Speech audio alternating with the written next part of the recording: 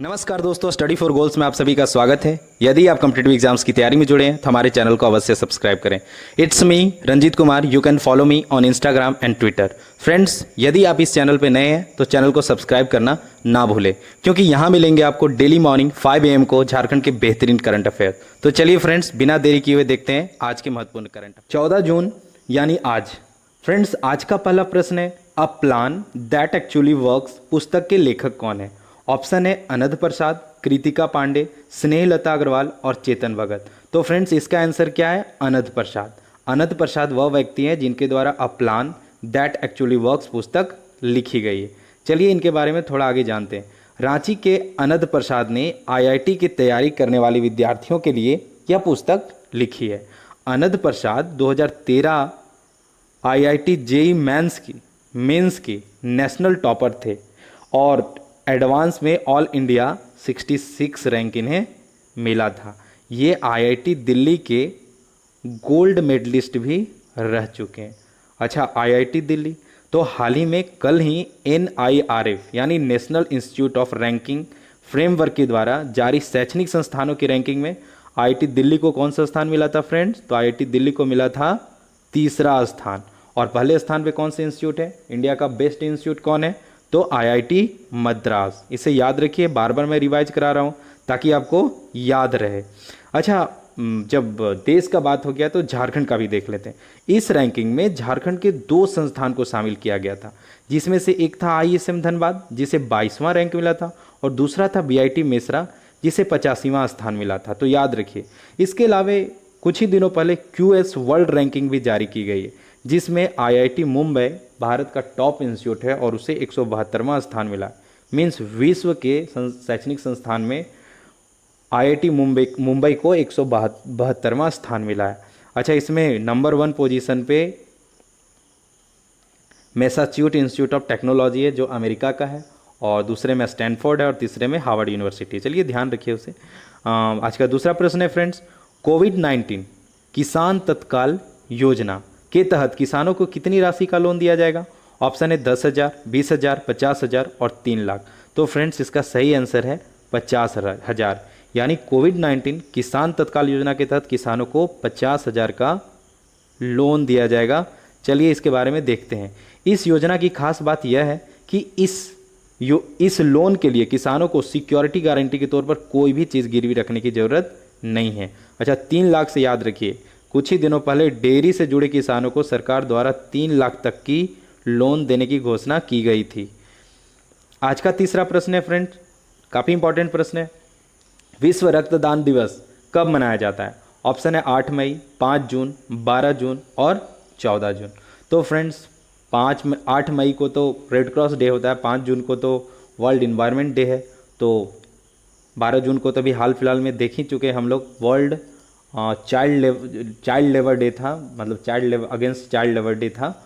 और तो इसका सही आंसर क्या होगा फ्रेंड्स? 14 जून यानी आज ही मनाया जाता है विश्व रक्तदान दिवस। ठीक है, चलिए देखते हैं। वर्ल्ड ब्लड डोनर डे 2020 का थीम है सेफ ब्लड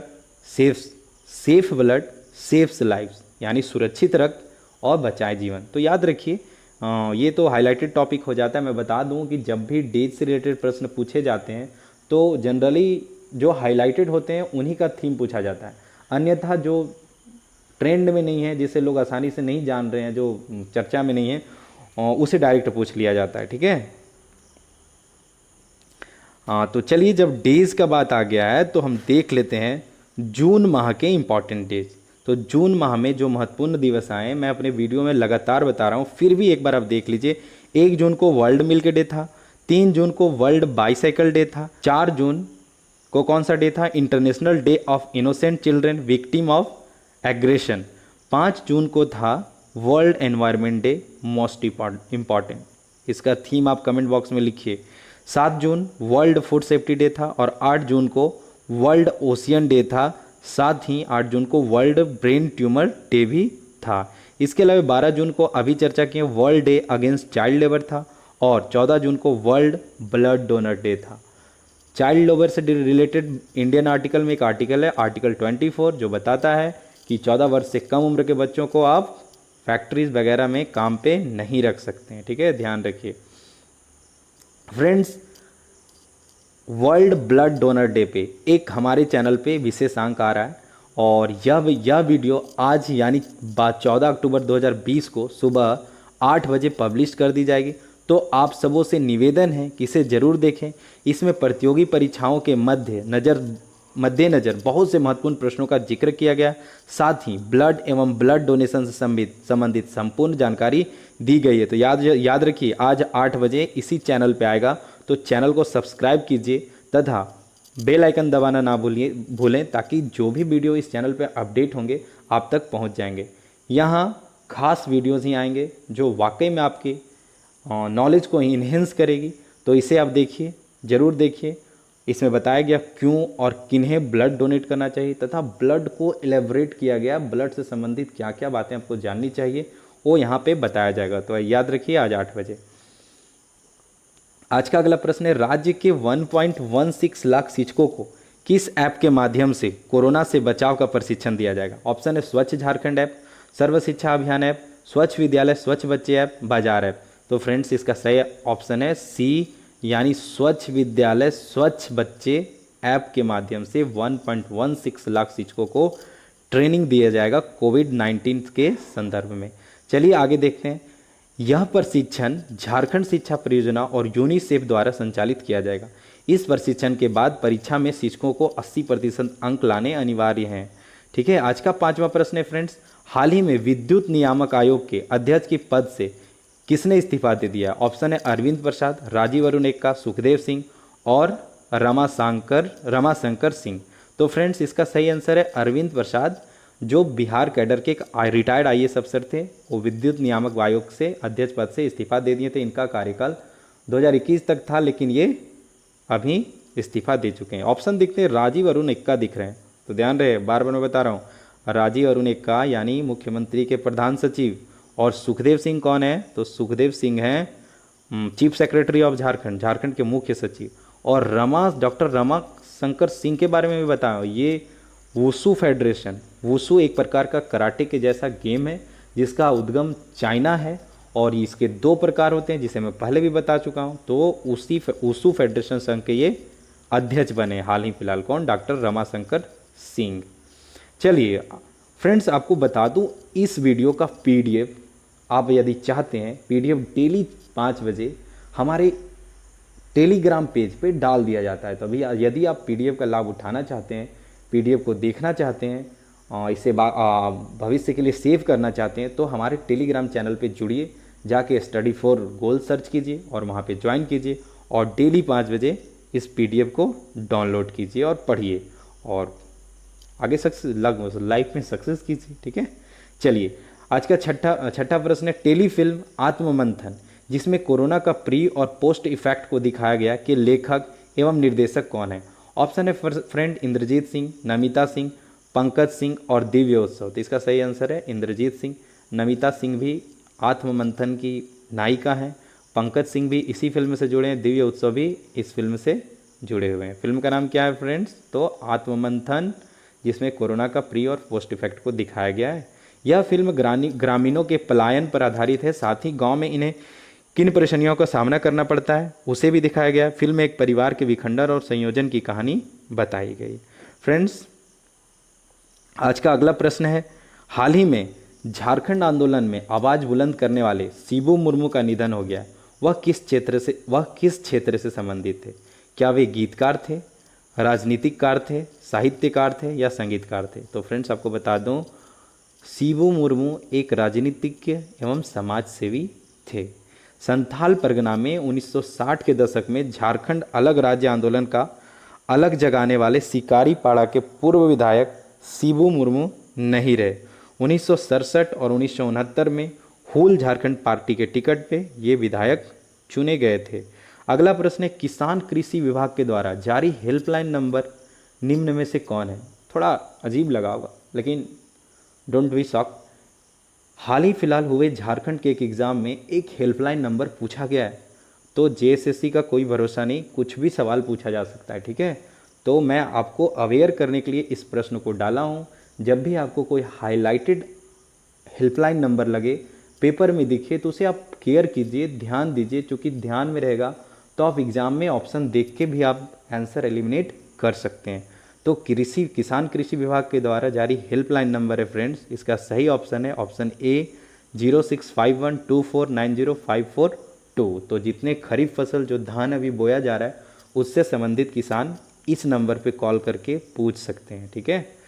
और इसके अलावा एक हाई कोर्ट के द्वारा भी हम कल ही एक नंबर जारी किया गया जो है 14619 मीन्स यहाँ पे सारा हाई कोर्ट के जितने भी वर्क हैं उसे ऑनलाइन कर दिया गया है, डिजिटल कर दिया गया है। तो उस संदर्भ में यदि आप किसी को समस्या है तो इस नंबर पे 14619 पे कॉल करके वे पूछ सकते हैं। चलिए, जब कोर्ट का बात हो गया तो याद रखिए चीफ जस्टिस ऑफ झारखंड कौन है। बार बार बता रहा हूँ, चीज़ें हम भूल जाते हैं तो आप बार बार एक चीज़ को रिवाइज कीजिए, इसलिए मैं बार बार बताता हूँ। डॉक्टर रवि रंजन है, doctor Ravi Ranjan chief justice of Jharkhand हैं। 9वां प्रश्न, वर्तमान में झारखंड के खाद्य आपूर्ति मंत्री कौन है। मैं पहले बता रखा हूँ कि आपको एक एक मंत्रिमंडल मैं याद करवा दूंगा, इसी को ध्यान में रखते हुए यह मैं यहाँ पे आपको झारखंड के खाद्य आपूर्ति मंत्री को पूछा हूँ। तो आपको बता दूं झारखंड के खाद्य आपूर्ति मंत्री कौन है फ्रेंड्स, तो डॉक्टर रामेश्वर उरांव झारखंड के खाद्य आपूर्ति मंत्री हैं। अच्छा, मैं कल नहीं पूछा था, नहीं परसों पूछा था कि श्री बन्ना गुप्ता का जिक्र हुआ था, और श्री बन्ना गुप्ता क्या है, स्वास्थ्य मंत्री है। और श्री बादल पत्रलेख क्या है, तो श्री बादल पत्रलेख कृषि मंत्री है। और आलमगीर आलम क्या है, तो आलमगीर आलम ग्रामीण विकास मंत्री हैं, साथ ही साथ संसदीय कार्य मंत्री भी हैं। तो याद रखिए डॉक्टर रामेश्वर उरांव, याद रखिए डॉक्टर रामेश्वर उरांव खाद्य आपूर्ति मंत्री, बन्ना गुप्ता स्वास्थ्य मंत्री, बादल पत्रलेख कृषि मंत्री, आलमगीर आलम ग्रामीण विकास मंत्री एवं संसदीय कार्य मंत्री। चलिए फ्रेंड्स, मैं पिछले वीडियो यानी कल 13 जून के वीडियो में एक क्वेश्चन पूछा था। बहुत से फ्रेंड्स ने इसका आंसर कमेंट बॉक्स में किया है और काफ़ी डिटेल में किया है।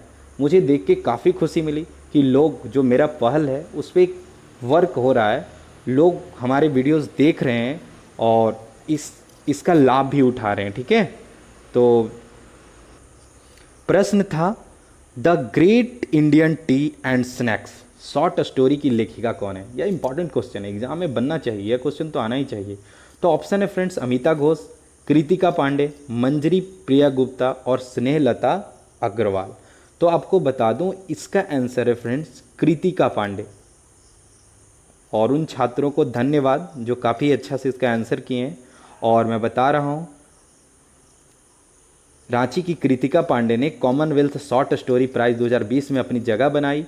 कृतिका को यह पुरस्कार उनकी कहानी the great Indian T and snacks के लिए मिला है। और बता दूं कृतिका की कहानी को फिक्शन कैटेगरी में बेस्ट अनपब्लिश्ड कॉमनवेल्थ और एशिया में ओरिजिनल विनर के रूप में चयनित किया गया है। 29 वर्षीय कृतिका ने इंजीनियरिंग की पढ़ाई VIT मिश्रा से पूरी की है। चलिए, अच्छा फिक्शन और नॉन फिक्शन क्या होता है। तो फिक्शन जो हम क्रिएट करते हैं, मीन्स गढ़ते हैं, वो फिक्शन होता है, ठीक है। और नॉन फिक्शन वो होता है जैसे में रियल स्टोरी जो होता है, कहीं से हम किसी का बायोग्राफी लिख रहे हैं दिस दैट, तो वो नॉन फिक्शन कहलाए। चलिए, बहुतों को पता होगा लेकिन फिर भी मैं बता दिया आपके नॉलेज के लिए। तो चलिए अब देखते हैं क्वेश्चन ऑफ द डे। तो फ्रेंड्स आज का क्वेश्चन ऑफ द डे है झारखंड में राज्यसभा चुनाव हाल ही में चर्चा में है, तो हमें बताइए कि झारखंड में राज्यसभा की कितनी सीटें हैं।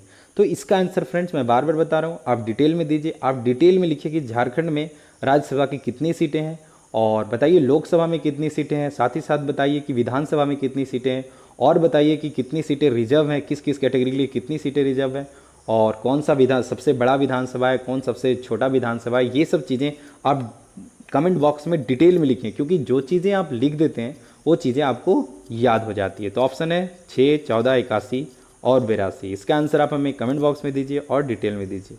Friends, it's me, any query related to your preparation you can ask me on Instagram and Twitter, ठीक है। मैं अपने स्तर से आपके हर एक प्रश्न का आंसर देने का कोशिश करूँगा। फ्रेंड्स, बिरसा मुंडा पे या हमारे चैनल पे एक अच्छा वीडियो है, इसे जाके देखिए। स्क्रीन के दाईं तरफ आ रहे आई बटन पे क्लिक करके आप इसे देख सकते हैं बिरसा मुंडा से एक सवाल हमेशा एग्जाम में पूछा ही जाता है, तो इसे देखना ही चाहिए, हर बच्चे को देखना चाहिए। ये हमारे सोशल मीडिया हैंडल्स हैं, यहाँ ये ट्विटर का लिंक है, आप हमें यहाँ फॉलो कर सकते हैं।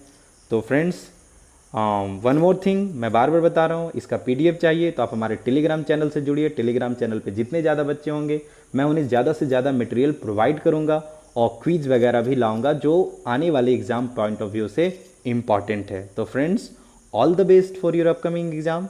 जय हिंद, जय भारत।